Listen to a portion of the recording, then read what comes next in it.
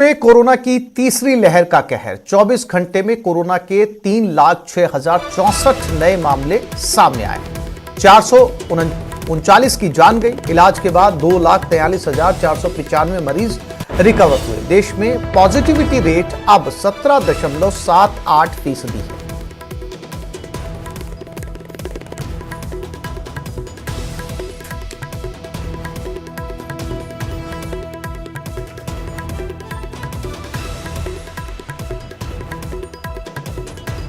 और झुंझुनू के सूरजगढ़ से ये बड़ी खबर। नवोदय स्कूल में कोरोना का विस्फोट हुआ। एक साथ स्कूल के 48 बच्चे कोरोना पॉजिटिव मिले। इलाज के बाद 2 बच्चे रिकवर भी हो गए। 46 बच्चों का इलाज चल रहा है। अगले आदेश तक स्कूल बंद कर दिया गया है। सभी बच्चों की कोरोना जांच हुई थी। दरअसल झुंझुनू के काजड़ा में स्थित जवाहर नवोदय विद्यालय के 48 बच्चे पॉजिटिव मिले हैं। स्कूल प्रिंसिपल की माने तो 2-3 बार की रिपोर्ट्स में स्कूल के 48 बच्चे और 2 स्कूल टीचर पॉजिटिव पाए गए हैं, जिसके बाद स्कूल को आगामी आदेश तक के लिए बंद कर दिया गया। इसके अलावा सभी बच्चों और स्टाफ की कोरोना सैंपलिंग करवा दी गई है और सभी की रिपोर्ट नेगेटिव आई है, जिसके बाद करीब 400 बच्चों को अपने अपने घर भेज दिया गया है। जो बच्चे पॉजिटिव हैं उनका इलाज किया जा रहा है, जिसमें 2 बच्चे रिकवर भी कर चुके हैं। कोरोना की वजह से बच्चे तनाव में ना आए, इसके लिए हॉस्टल में बनाए गए वार्ड में स्कूल प्रबंधन ने टीवी और प्रेरक कहानियों की किताबें भी उपलब्ध करवाई।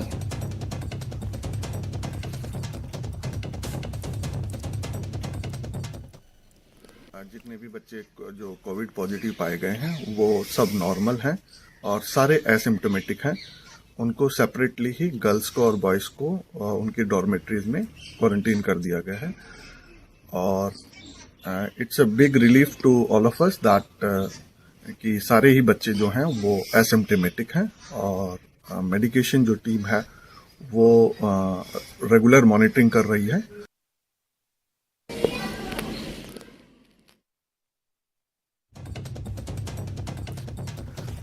तो ये झुंझुनू के सूरजगढ़ कस्बे में एक स्कूल है। इसी स्कूल में हॉस्टल है। स्कूल प्रशासन का कहना है कि इन्होंने जब 2-3 बार अलग अलग जांचें करवाई तो टीचर्स के साथ साथ 48 बच्चे कोरोना पॉजिटिव मिले हैं। हालांकि बताया जा रहा है कि 2 बच्चे रिकवर कर चुके हैं और अभी भी जो है वो बच्चों का इलाज यहां पर चल रहा है। और लगभग 400 बच्चे जिनकी रिपोर्ट नेगेटिव आई है उन्हें अपने घर भेज दिया गया है। और बच्चों को यहां पर किसी भी तरीके की नेगेटिविटी ना आए, इसके लिए उन्हें अलग अलग तरह की प्रेरक कहानियों की किताबें उपलब्ध करवाई गई हैं। यह वो स्कूल है जहां पर एक साथ 48 बच्चे फिलहाल पॉजिटिव हैं।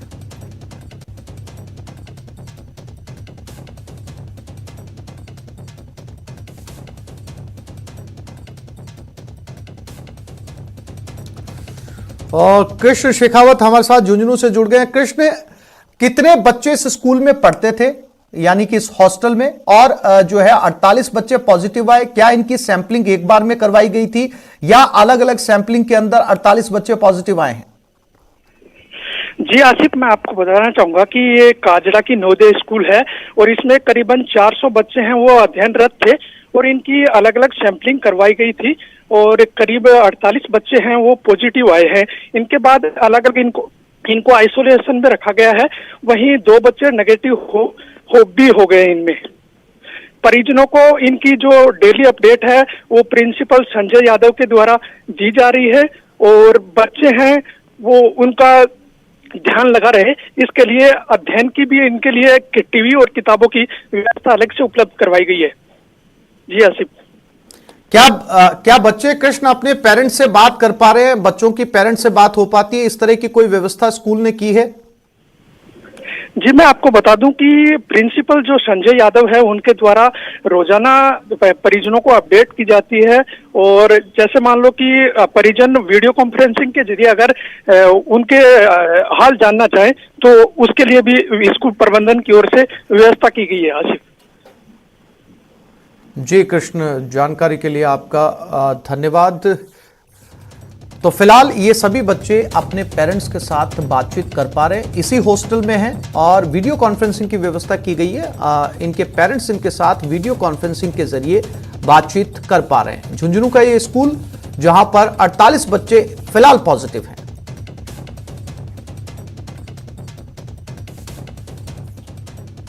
तो झुंझुनू में कोरोना का इफेक्ट, जेल में मुलाकात पर रोक लग गई है। बंदियों से मुलाकात पर यह रोक लगाई गई है। वीडियो कॉल के जरिए अब बात हो सकेगी, टेलीफोन से भी बात करवाई जाएगी। तो कोरोना ने जेल के बंदियों को अपनों से कुछ वक्त की मुलाकात से दूर कर दिया है। अब परिजन जेल में अपनों से नहीं मिल पाएंगे। कोरोना के बढ़ते मामलों को देखते हुए सरकार ने फेस टू फेस मुलाकात व्यवस्था को एक बार फिर बंद कर दिया है। कोरोना के चलते 1.5 साल से बंदियों की परिजन से फेस टू फेस मुलाकात बंद थी। तकरीबन 1.5 महीने पहले ही जेल में बंदी परिजन मुलाकात की व्यवस्था को शुरू किया गया था। अब जेल में बंदियों को मोबाइल पर वीडियो कॉलिंग के जरिए मुलाकात या फिर फोन के जरिए परिजनों से बातचीत करवाई जाएगी। झुंझुनू जेल के डीएसपी भैरू सिंह ने बताया कि कारागार महानिदेशक ने इसके लिए आदेश जारी कर दिए हैं।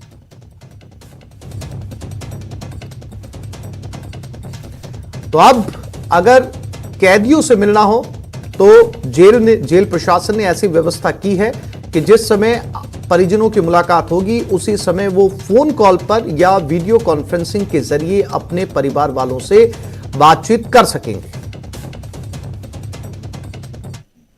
बंदियों की जो मुलाकात, जैसे जनरल मुलाकात, फिजिकल मुलाकात जो होती थी आमने सामने वाली, वो 5 जनवरी 2022 से बंद कर दी गई है हेडक्वार्टर के आदेशों से।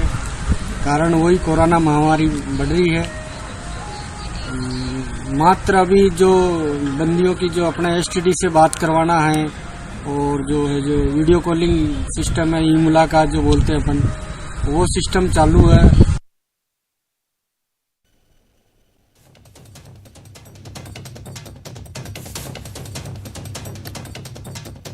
और इसी खबर पर एक बार फिर से झुंझुनू संवाददाता कृष्ण हमारे साथ जुड़ गए, उनके पास चलते हैं। कृष्ण, झुंझुनू के जेल में जो कैदी इस समय हैं वो अब अपने परिजनों से नहीं मिल पाएंगे, तो टेलीफोन पर बात कर पाएंगे या वीडियो कॉन्फ्रेंसिंग के जरिए बात कर पाएंगे? ये व्यवस्था उसी समय की गई है जब परिजन मिल सकते थे, जो समय 1 सप्ताह के अंदर या महीने भर में उन्हें दिया जाता था, उसी समय वो अपने घर वालों से बात कर पाएंगे? कृष्ण जी आसिफ, मैं आपको बता दूं कि इसके लिए बाकायदा हेडक्वार्टर जेल के ओर से आदेश जारी किए गए हैं।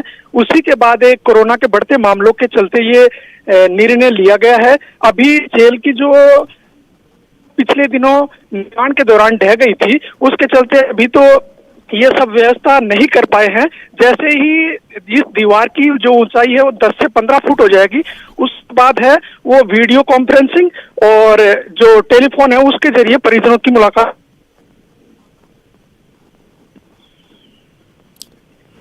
कृष्ण, मेरी आवाज मिल पा रही है आपको? जी कृष्ण, आपने जिक्र किया कि दीवारें जो है वो जेल की ऊंची की जाएंगी।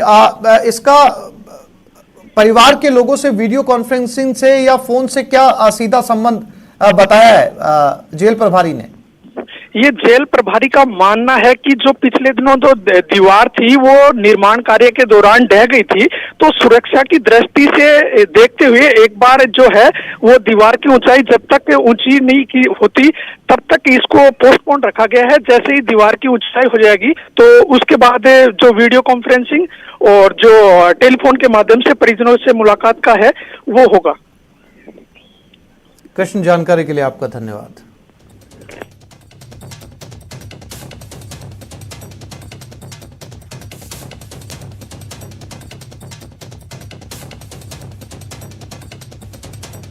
और मरुधरा में कोरोना का एक बार फिर से बड़ा ब्लास्ट हुआ। मरुधरा में कोरोना संक्रमण फैलता जा रहा है।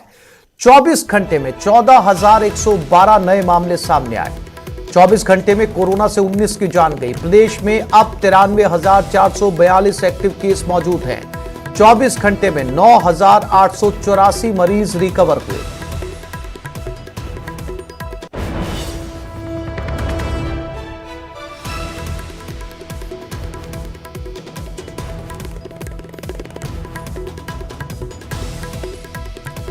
तो मरुधरा में कोरोना से 19 की मौत हुई। जयपुर में 2, जोधपुर में 2, दौसा में 2, झुंझुनू में 2, झालावाड़ 2, बीकानेर में भी 2, भरतपुर, बाड़मेर, बूंदी, अजमेर, कोटा, टोंक और उदयपुर में 1।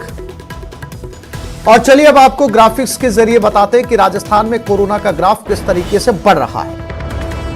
19 जनवरी के आंकड़ों को अगर देखें तो ये आंकड़े थे 13,998 एक दिन में, और 20 जनवरी को ये आंकड़े बढ़कर 14,089 हुए, 21 जनवरी को 16,878 हुए, 22 जनवरी को कम हुए 14,829 और 23 जनवरी को 14,112 केसेस सामने आए।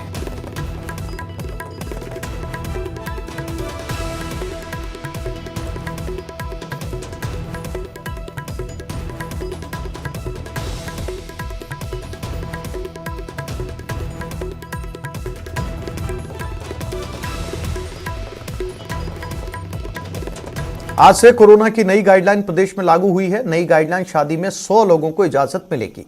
केवल शहरी क्षेत्र में वीकेंड कर्फ्यू रहेगा। वैक्सीन डोज की सूचना बोर्ड पर लगानी होगी।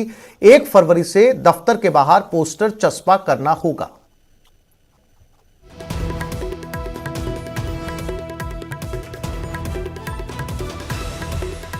तो प्रदेश में नई गाइडलाइंस लागू कर दी गई है। एक बार फिर से शादी में जहां पर 50 की संख्या थी उसे एक बार फिर से 100 कर दिया गया है, और जो शहरी क्षेत्र है केवल उन्हीं में वीकेंड कर्फ्यू लागू रहेगा। वैक्सीन डोज की सूचना कर्मचारियों के लिए बोर्ड पर लगानी होगी। यह नई गाइडलाइन राजस्थान सरकार ने जारी की।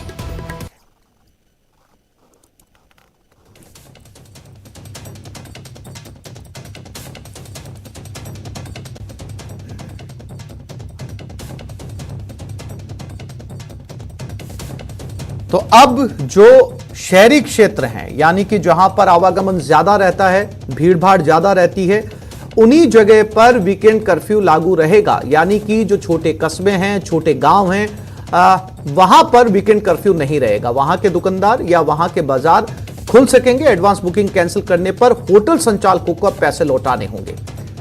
और हमारे स्टाफ को वैक्सीन की दोनों डोज लगी हैं। सरकारी प्राइवेट संस्थानों को अब यह सूचना अपने बोर्ड पर बाहर चिपकानी होगी। वीकेंड कर्फ्यू अब सिर्फ नगरीय क्षेत्रों में लागू होगा, और वीकेंड कर्फ्यू में जरूरी गतिविधियों को छूट जारी रहेगी जो पहले भी थी। और नाइट कर्फ्यू पहले की तरह रात 11 बजे से सुबह 5 बजे तक अब भी चलता रहेगा। यह 24 जनवरी यानी कि आज से नई गाइडलाइन जारी हो गई है। जिला कलेक्टर और जिला मजिस्ट्रेट अपने स्तर पर कार्रवाई कर सकेंगे, ये छूट दी गई है। और नियम तोड़ने वालों पर महामारी एक्ट में कार्रवाई होगी। शादी समारोह में अब 50 की जगह 100 लोग शिरकत कर सकेंगे, यानी कि आंकड़ा एक बार फिर से डबल कर दिया गया है। और ये जो 100 लोग होंगे, इनके अलावा जो बैंड बाजे वाले होंगे उनकी गिनती होगी, यानी कि वो अलग से होंगे।